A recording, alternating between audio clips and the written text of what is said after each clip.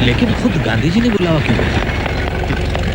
जाहिर है भेड़ों जैसे हमारे झुंड को अपने साथ शामिल करना होगा। उनके असर से बचे रहना। वो भगवान नहीं है। हम अपनी बात पर कायम रहेंगे।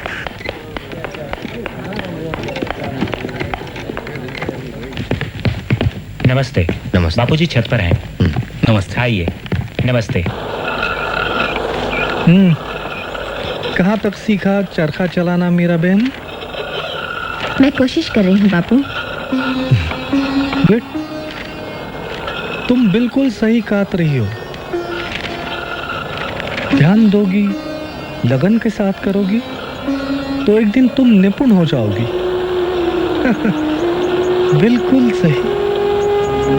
Good good, that is right. Bapuji, doctor Ambedkar आवे आज।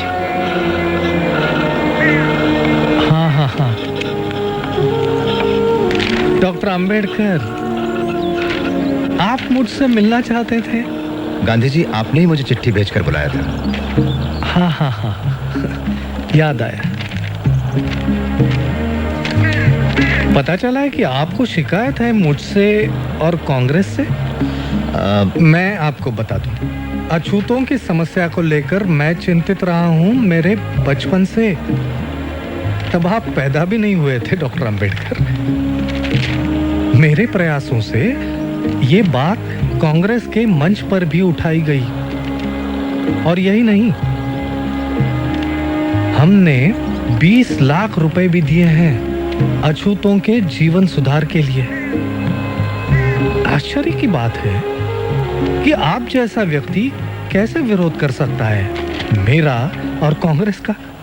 असल में कांग्रेस ने इस समस्या को समझने का सिर्फ दिखावा किया है, दांभिकता भरे झूठे और खोखले आश्वासन देकर। आपने कहा कि कांग्रेस ने 20 लाख खर्च किए। मैं कहता हूं कि व्यर्थ खर्च की। अगर कांग्रेस अपना दायित्व समझती है तो कांग्रेस का सदस्य बनने की शर्त होनी चाहिए छुआछूत ना मानना, ना कि खादी पहनना।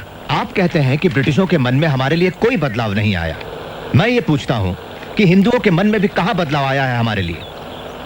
जब तक वो अड़ियल बने रहेंगे तब तक हम विश्वास नहीं करेंगे हिंदुओं पर, कांग्रेस पर या किसी महात्मा पर। इतिहास साक्षी है कि महात्मा हवा के झोंके जैसे होते हैं, जो धूल तो उड़ाते हैं लेकिन ठोस कुछ नहीं करते।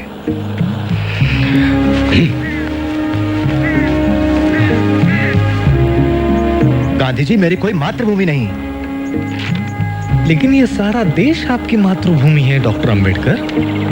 और जहां तक राउंड टेबल कॉन्फ्रेंस के बारे में मैंने पढ़ा, उससे यह साबित होता है कि आप एक सच्चे और निष्ठावान देशभक्त हो। इसे मैं अपनी मातृभूमि कैसे कह सकता हूं जहां कुत्ते बिल्लियों जैसा सलूक होता है हमारे साथ? हम लोगों के साथ जो बर्ताव होता है वो इतना असहनीय है कि अगर हम कभी निष्ठावान ना रह पाए तो दोष इस मिट्टी का होगा, ना कि हमारा। कांग्रेसियों ने हमारे आंदोलन का विरोध किया, देशद्रोही कहा, और आप मुझे देशभक्त कह रहे हैं। मेरा मानना है कि मैं अपने लोगों के बुनियादी हकों की रक्षा के लिए लड़ रहा हूं, इस भूमि को बिना कोई नुकसान पहुंचाए। आप मुझे देशद्रोही कहें या देशभक्त, मुझे इसकी कतई परवाह नहीं। तो आपकी हमसे क्या अपेक्षा है डॉक्टर? आपने मुसलमानों और सिखों को राजनीतिक अधिकार देने की बात मान ली, जो कि राजनीतिक और आर्थिक रूप से अछूतों से ज्यादा आत्मनिर्भर है। गोलमेज परिषद ने अछूतों के लिए इसी तरह के राजनीतिक अधिकारों की सिफारिश की है। आपका क्या विचार है? मैं राजनीतिक आधार पर हिंदुओं और अछूतों में बंटवारे के खिलाफ हूँ। यह सरासर आत्मघाती निर्णय होगा। आपके स्पष्ट मत के लिए आभारी हूं। हमें पता चल गया कि इस संघर्ष में हम लोग कहां खड़े हैं। अब मैं इजाजत चाहूंगा गांधी जी।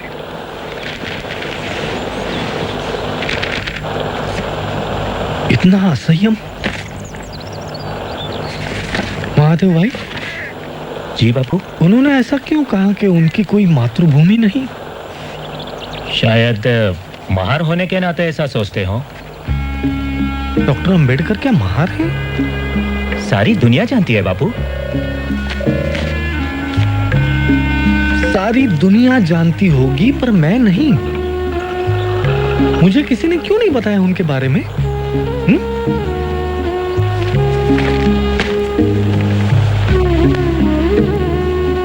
मुझे लगा वे तो पुरोगामी ब्राह्मण हैं, पूना के। मिस्टर गांधी आज गोलमेज परिषद में हिस्सा लेने के लिए लंदन रवाना हो गए। उन्होंने पत्रकारों से कहा कि इस परिषद के सदस्य ब्रिटिश सरकार के चुने हुए हैं, न कि हिंदुस्तानी जनता के। मिस्टर गांधी के प्रतिनिधि बनने से हमारे दावे में कोई खास फर्क नहीं पड़ता। हमारी पहली जरूरत है पिछड़ी जातियों को राजनीतिक सत्ता से लैस करना, वही एक रास्ता है। लेकिन डॉक्टर अंबेडकर, आपको नहीं लगता कि शिक्षा से दलितों की स्थिति में सुधार होगा? लगता है अब गांधी जी से मिलकर आए हैं। हम लोगों में से सबसे ज्यादा शिक्षित मैं हूँ, फिर भी समाज मेरे साथ अछूतों जैसा ही बर्ताव करता। आप क्या मांगे रखने वाले हैं? हम स्पष्ट विभाजन चाहते हैं हमारे और सवर्णों के बीच। आप ये सब कैसे करना चाहेंगे? हिंदुस्तान के भावी संविधान में पिछड़ी जातियों को ऐसा मूल अधिकार दिया जाए जिसके तहत छुआछूत कानूनन जुर्म हो और दोषी सजा का हकदार हो। लेकिन डॉक्टर अंबेडकर, मिस्टर गांधी ने कहा है कि स्वतंत्र निर्वाचन क्षेत्रों का परिणाम गंभीर होगा और जो अछूत है वो फिर भी अछूत ही रह जाएंगे। उन्हें कहने दीजिए। आप 2000 साल से बह रही धारा को रोककर उसे विरुद्ध दिशा में नहीं बहा सकते। दमन करने वाले कभी मसीहा नहीं बन सकते। हम राजनीतिक सत्ता चाहते हैं, न कि सिर्फ खूबसूरत शब्द, अच्छे इरादे या दान। एक और सवाल doctor Ambedkar please. Mister chairman, मैं जानता हूं प्रतिनिधियों के दिमाग में क्या है। अल्पसंख्यक वर्गों के उचित प्रतिनिधित्व का प्रश्न। हम राजी हैं मुसलमानों और सिखों को विशेष स्थान देकर समझौता करने के लिए, अर्थात इसके कुछ ठोस ऐतिहासिक कारण भी हैं। लेकिन जहां तक अछूतों का सवाल है, मैं और कांग्रेस दोनों विरुद्ध हैं उन्हें खास प्रतिनिधित्व देने के मामले में। अछूत हिंदू धर्म का ही एक हिस्सा है और उन्हें इससे अलग नहीं किया जा सकता। धन्यवाद। हमारे खिलाफ लड़ाई का बिल्कुल बच गया। भीम, क्या हुआ? उन्होंने अल्पसंख्यक कमेटी को स्थगित कर दिया है। मैंने सुना है कि वो मुसलमानों के साथ एक सौदा करने वाले हैं। सौदा किस तरह का? कांग्रेस मुसलमानों की 14 मांगे मान लेगी अगर मुसलमान हमारा विरोध करें तो।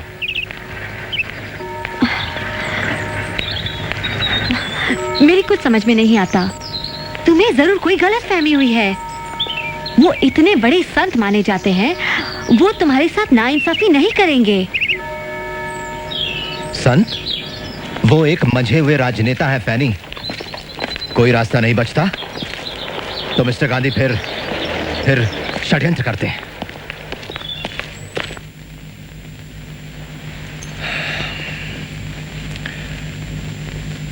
मिस्टर प्राइम मिनिस्टर और साथियों,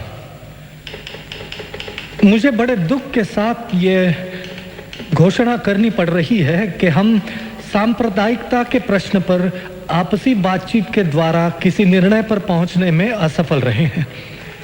ये असफलता कमेटी के गठन में ही छिपी थी, जिसके सदस्य सरकार के प्रतिनिधि तो हैं, मगर जनता के प्रतिनिधि नहीं हैं।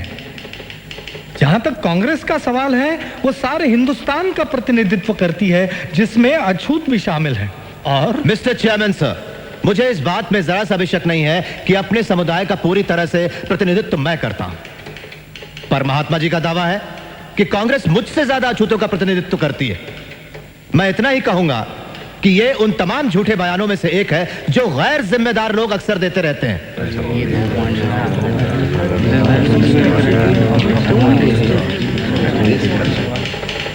ऐसे टेलीग्राम पिछड़ी जातियों के लोग मेरे पास देश के कोने कोने से भेज रहे हैं। उनका कांग्रेस के आंदोलन पर बिल्कुल भरोसा नहीं है और वे कांग्रेस कार्यकर्ताओं के काम के तरीके का विरोध करते हैं। मैं एक और बात बताना चाहता हूं मिस्टर प्राइम मिनिस्टर, कि अछूत वर्ग हिंदुस्तान में सत्ता परिवर्तन के लिए शोर नहीं मचा रहा है, लेकिन अगर यह हस्तांतरण होता है तो सत्ता सिर्फ कुछ लोगों के हाथों में, विशिष्ट वर्गों में या किसी खास दल के कब्जे में नहीं होनी चाहिए। उस सत्ता में सारे समुदायों की सही साझेदारी होनी चाहिए।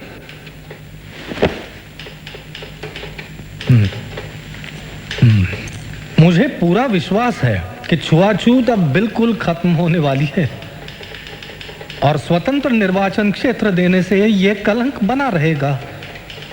मैं हिंदुस्तान के एक कोने से दूसरे कोने तक जाकर यह समझाना चाहूंगा अछूतों को कि छुआछूत हटाने का यह तरीका नहीं है। मेरे लिए तो छुआछूत जिंदा रहने से बेहतर है हिंदू धर्म की मौत। मैं बड़ी इज्जत करता हूं डॉक्टर अंबेडकर की, पर ऐसा लगता है कि जिस भयानक अन्याय की चक्की में वे पिस चुके हैं और संभवतः जिन कटु अनुभवों से वे गुजरे हैं, उनके कारण वे गुमराह हो गए हैं। डॉक्टर अंबेडकर का यह दावा कि वे समस्त अछूतों की वकालत करते हैं बिल्कुल उचित नहीं है। मैं ये विनयता से कहता हूं कि मैं प्रतिनिधित्व करता हूं हिंदुस्तान के समस्त अछूतों का। अछूतों के राजनीतिक अधिकारों की जो लोग बातें करते हैं, अपने हिंदुस्तान को कतई नहीं जानते। प्राणों की बाजी लगाकर इस तरह के राजनीतिक बंटवारे का मैं विरोध करूंगा।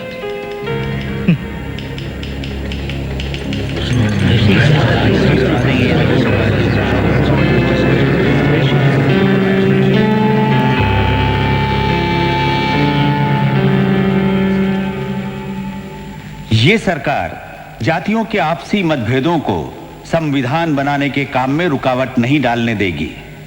इसलिए जातियों के आपसी मतभेदों को आप कभी भी ज्यादा अहमियत ना दें। आप लोग, आप में से हर एक, इस कमेटी का हर एक सदस्य जातिगत सवाल को हल करने के लिए अपने हाथों दरखास्त लिखकर क्या मुझे भेजेगा और क्या मेरे फैसले को मानेगा। Thank you.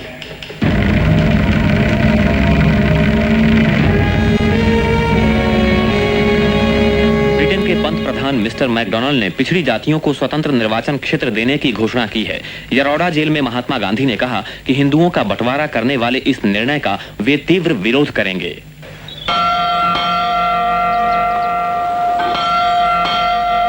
इसलिए हमने यह हमारा दायित्व समझा कि अल्पसंख्यकों के अधिकारों की रक्षा करने के लिए उन्हें उचित अनुपात में विधानमंडल का प्रतिनिधित्व दिया जाए।